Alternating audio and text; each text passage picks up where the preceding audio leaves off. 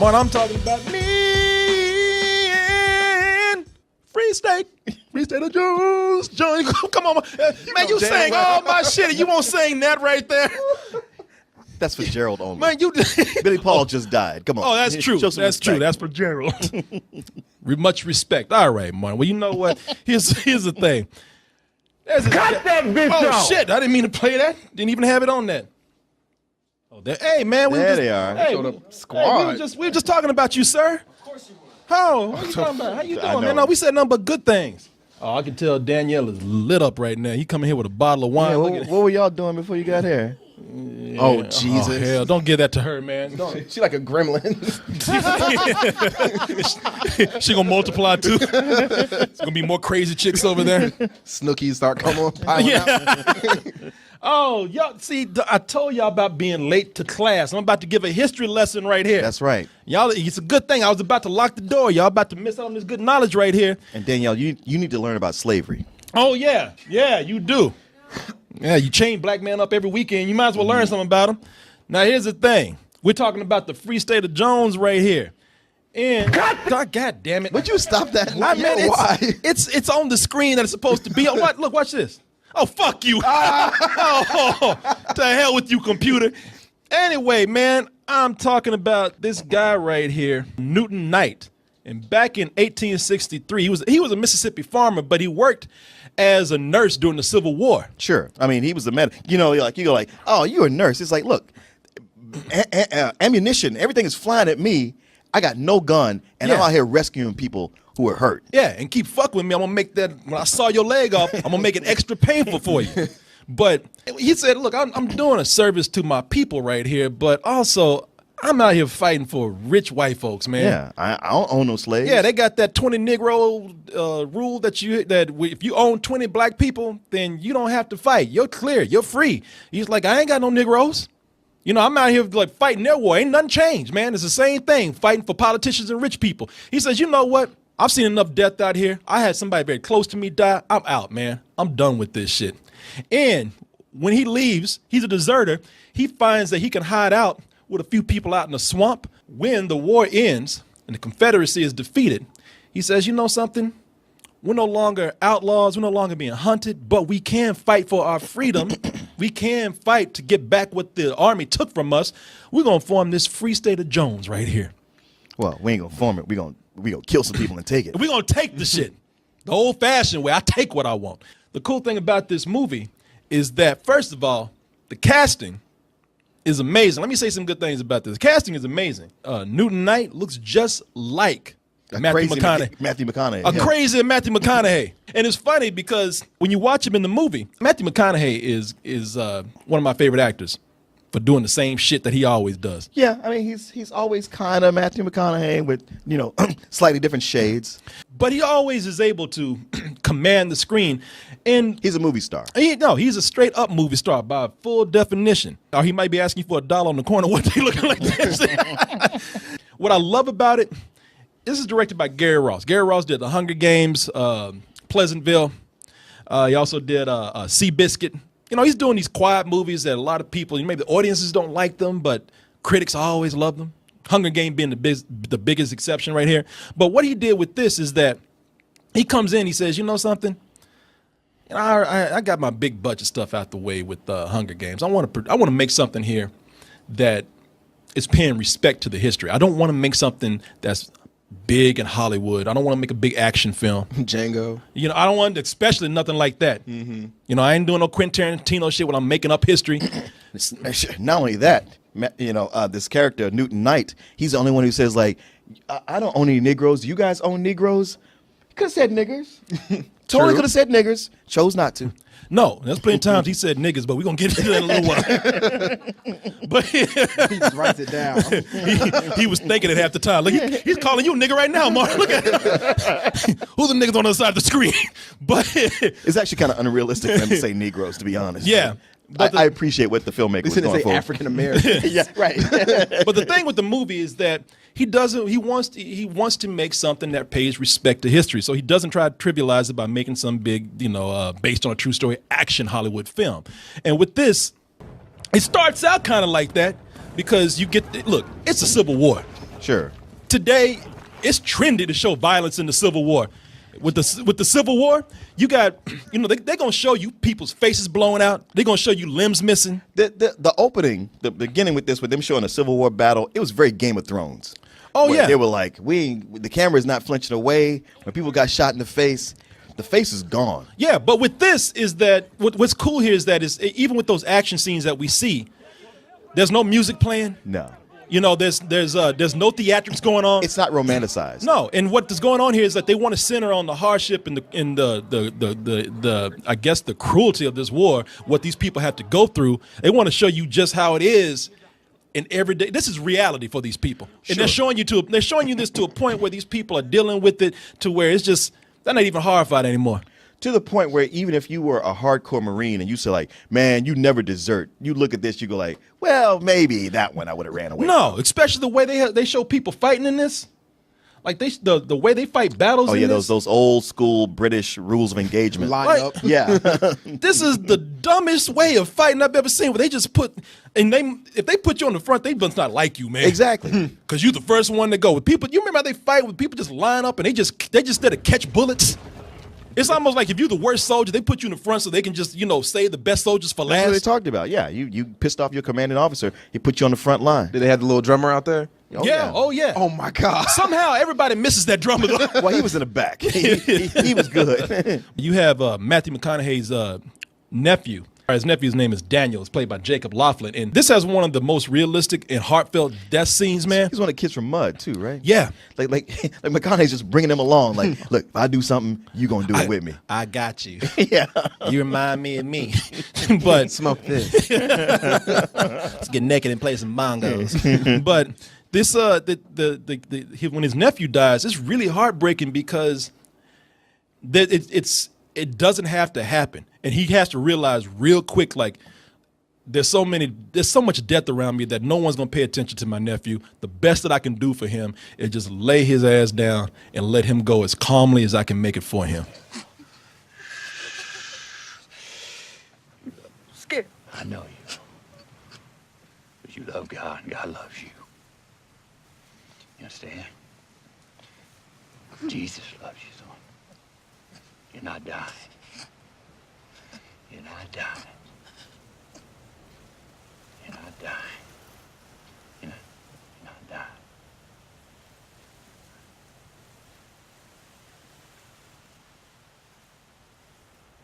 It also didn't help that his nephew died in the most stupid way. Yeah, man, it's one of these things where I'm kind of getting tired of it with shows and movies where there's somebody young and they told don't do this, and they do that thing, and then they die. Man, they like movies. They don't like young people. They want to show them as being idiots. Oh yeah, no. He told his nephew. He said, "Boy, stay down right here. We're gonna run over there." His nephew said, "What?" I mean, he stood up like whack-a-mole. I mean, he stood up and just looked at the bullet. Yeah. The bullet even stopped and like, "Is this real?" Should I hurt you? Yeah. And that's why he got that look right there. He's just kind of like, "Damn, you stupid motherfucker." I gave you clear fucking instructions. Yeah. You're like, you stupid fuck. When you say it's not romanticized, you mean literally. Like, there are scenes in here where the relationships feel very real. Like I said, it's very sparse on music. And the romance in the movie, you have Newton right here. He fell for the slave. Which, why wouldn't you? That girl is drop dead gorgeous. Yeah, it's But say her name. I got it written down. Gugu God damn it. Is that the chick from Concussion? Yeah. Yeah. Okay. Yeah. Gugu Mbata Raw. Yeah. Wow. Yeah, if I just take the middle name out, Gugu Raw, just call her that. She's a runaway slave, left her cruel white master who was raping her half the time. And as Martin said, why not? I mean, he took a look at her and like, God damn, you fine. For a nigger, you fine. But even in the movie, it's nothing romantic about this. There's no big romantic love scenes. No. There's no romantic setting. I mean, the love scene that you get in this is that they are sitting out in a dirty-ass swamp just trying to learn, trying to teach her how to read a book. She's like, God damn, we're going to fuck or what? We've been reading this Dr. Seuss shit for the last 4 hours. It's obvious I'm not going to read this shit. Let's put your pants down. Let's go. You know how you watch a movie and maybe it has a quiet scene that's kind of drawn out, and you go like, hey, it's okay to do that. But this kind of does that A lot. Oh wow. Yeah, A lot. the problem with this movie is that, okay, so it's cool that they were able to actually try to treat the material with respect, try not to come in and do this thing where they're going to like exaggerate the story. The only thing that they exaggerated in the story is that Newton Knight, he had 14 kids. In the movie, he got one. And we can understand the director because the director wanted to fuck around with 14 kids on the set, you know, so I get that.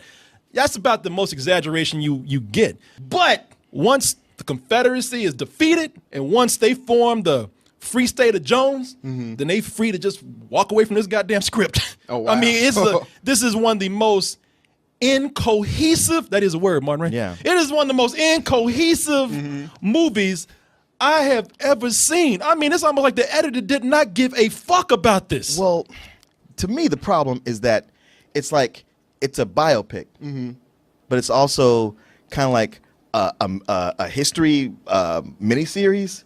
Oh, okay. And it cuts back and forth between the two, and not in a way that feels organic. So it's like you're watching. You start out with the biopic of Newton Knight, and then it cuts to like just telling you a history lesson about the Civil War. Then it comes back to the biopic.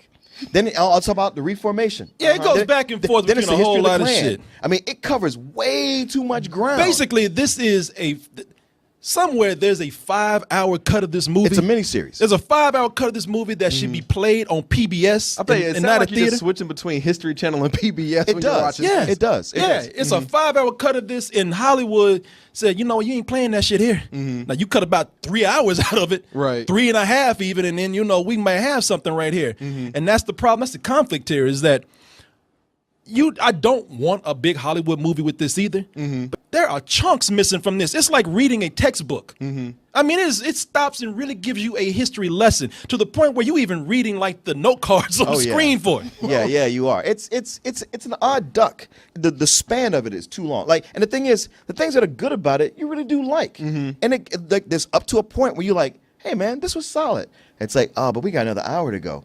I just felt like this is the movie you have to show in classrooms now. And like, well, okay, Roots might be too much for the kids, but this you can have. They can get a good history lesson. They know they're supposed to get mad, but the camera cuts away most of the time. Like during the Civil War battle, it's everywhere. It's right in the middle of the gore. After that, it kind of shies away from it. Imagine if you went to a lecture or class on history and the professor or the teacher just didn't give a shit no more and just said, you know, I'm just going to show you scenes from this movie right here. You know, I'm tired today. You know, I'm hungover. I'm high. I'm tired. You know, fuck it. Y'all ain't learning nothing anyway. But when you watch this, when you play chunks of this movie, you get in the movie in just small nuggets. It takes away from a lot of things here. For one, it takes away from the emotion of the characters. Now, there's some characters that do have that do bring out some feeling in you for them. There's, for example, there's the character of Moses in the movie. And it's the guy from what's his name? House of Cards. Mahershala Ali. Yeah, Remy. Okay. Yeah, Mahershala Ali, the guy I recognize him from the Hunger Games. But you know his story. It's one of the slaves in the movie that gets because it's not a white savior movie. That's one of the things I like about it. Yeah, it's not Matthew. I was prepared for you to complain about. Oh no, that. it's not Matthew McConaughey coming in and trying to like come in and save the Negroes. You know, it's not Matthew McConaughey coming in and become the Lorax of the black people. Brad Pitting. No, he ain't doing that shit. No, it's now one of the things I respect about the movie is like, you know, I also don't give a fuck about black people either. He's like, I just don't want to fight because I want to fight for cotton for these rich white these rich white folks. Yeah, right he's here. like, black, white, I don't care. We got to kill these rich motherfuckers. Oh, okay. Yeah. The more people he has on his side, you know, black or white, the better for him. But at the same time, there's like this guy Moses I'm talking about. He's just there to stand behind Matthew McConaughey. Oh no! And just kind of testify through the whole movie. I mean, he don't even talk. Even when he's talking about his own freedom, he don't talk until Matthew McConaughey tell him to talk. Mr. Moses, what are you? Free man, Captain. Like, you goddamn right. Just like we rehearsed it. That's what I told you to say. Yeah, and when you get these small chunks of a film, you don't feel for the characters to the point where even when something tragic happens to them, even when something that happens that you would cry about, the death of children. I hate to say it, but we laughed. There's That was bad. Man, I didn't want to ruin it for other people in the theater, but it was just the way they set it up. Man, there's a part in this movie where they kill some kids, and it's so awkwardly filmed because this movie has no cohesion to it that it's almost funny the way it cuts, because they cut quickly from one thing to another. They cut to these kids almost about to die, and they're looking at the person that got them in trouble, and you're supposed to be crying for them, but these kids there's hardly any emotion, and these kids are looking at this dude like, you motherfucker. And he looks at them like, I'm sorry. It was I guess I was wrong. It was a look. We was about to be hung. You heard this want. He's like, It was almost he shrugged. Like, yeah, 11. Yeah, I was wrong. I'm sorry. but yeah, man, it's don't listen to me next time. and when the movie is not. When the movie is not being told to you in chunks, it's not giving you like these little samples of things that don't have any emotion for you. The movie gets preachy. Like, it literally preaches a lot of stuff that happens in the film. There's so many times when Matthew McConaughey just takes court, and it's not only talking down to the people out there he's talking to the people, but it's almost like the movie is talking down to us. See, look at Moses back there. Yes, sir. Wow. Wow. No man ought to stay poor so another man can get rich. He's playing Moses right now. God gave us these 10 commandments. No man ought to tell another man what he's got to live for or what he's got to die for. Yeah, sure, whatever you 3, say. what you put in the ground is yours to tend and harvest, and ain't no man ought to be able to take that away from you. Murmur. Rhubarb. He's like, y'all are the worst fucking audience. I can't get one amen. He's so Matthew McConaughey right now. Yeah. There's just a little twinge of something different. Right. Oh. You know what? You didn't even bring this up, but there's actually like a third element to this. Oh, I was about to. A flash forward. Yeah, there's a case that takes place in 1948 in Mississippi, and it's the great grandchild of this guy Newton Knight, and because Newton Knight was married to a slave, I had a baby by a slave, by a black woman. Somehow Mississippi put a fine tooth comb on people's heritage to make sure you ain't got no Negro in you at all. You 1/8 black. You married a white woman. You going to jail. He's nigga. the whitest opie looking motherfucker you could ever find, and they said, no, you got 1/8 black in you. You can't be married to that white woman. Mississippi is fucked up. It still is to this day. Yeah, they don't even want a fraction of black dick up in black women. I mean, up in white women, man. You know, it's. But the problem with that is that the movie is not setting that up for anything. You could take that subplot out the film, and you would not miss it at all. Yeah, it's almost like the film was leading up. It's like halfway through the film when this element comes in. You're like, oh, okay. And it's almost like, okay, so is this gonna dovetail at some point and connect? Not really. Oh. Not really. So they just added time to the movie for no reason. Yeah, exactly. They just added some time to the movie. It's like, because you think it's going to lead up to something. You're like, wow, I can't wait to see where this is going, where this connects, When you talk about some Quentin Tarantino shit, you're like waiting on like, okay, what's this going to lead up to? And it's like, nothing. Nothing at all. Intentions in it are respectful. But as far as telling the story, like I said, this is truly one of the worst edited movies I've ever seen. I'm not talking about edited like jump cuts, or people on screen that pop off all of a sudden. No, as far as trying to tell a story, I don't know how you can look at this and see how these large gaps of story that are not there are ruining the emotional impact of your film. Yeah, the way you're describing it, man, both of you, it makes it sound like it was 3 different movies that were filmed 3 different ways, and then they're like, all right, just bring it all together. We'll edit it in some way. It felt like either it was 3 different movies that they had pieces of and decided to connect, or it's part of a much longer, like I said, miniseries. Like if it was something for the History Channel that was supposed to be every night a week, for the 5 hours. Okay, that you could understand that. But here it's chopped up in a way where there's gaps and it doesn't fit. Yeah, and for that, surreal. I mean, it's getting just by on me respecting that their intentions were good. Yeah. Otherwise, it'd be some bullshit. Well, I don't think I would ever give it some bullshit because there were some things they just did very well. And there's parts of it, especially in the beginning, in the first hour, there's so much of it to like. It's just, it's sad that it goes the way it does. Oh, wow. But yeah, it makes me give it a round 2. Like I said, it's something to show in school for the kids. Yeah. There go that dude you're talking about. I'm sorry. Right at that moment, he looks at those kids like, because Matthew McConaughey told him, like, don't listen to that dude. He's wrong. Stay with us. Yeah. Well, I guess I fucked up.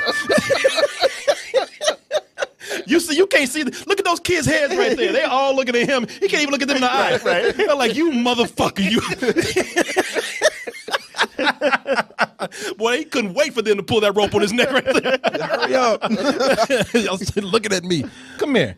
He said this had one of the best Matthew McConaughey-isms ever. What you do a good Matthew McConaughey. Oh, look, he getting set up too. Uh-oh. What was that? What was that Matthew McConaughey line? The line was... let me make sure it's clear.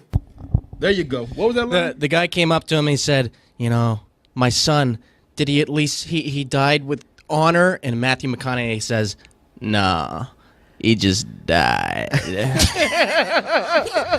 Look at! I think you just melted Danielle's panties on it. She's like, oh, you're like, oh my god. That was actually one of the best lines in the movie. Oh wow! That was a good Matthew McConaughey. Or Jack Nicholson. I couldn't. Oh, I think you're gonna be a fuck Danielle tonight, man. Make sure you use Matthew McConaughey voice, though, all right? Hey everyone, thanks for watching, and be sure to subscribe to our channel and go over to our home, doubletoasted.com, for more videos and live streams. And remember, stay toasty.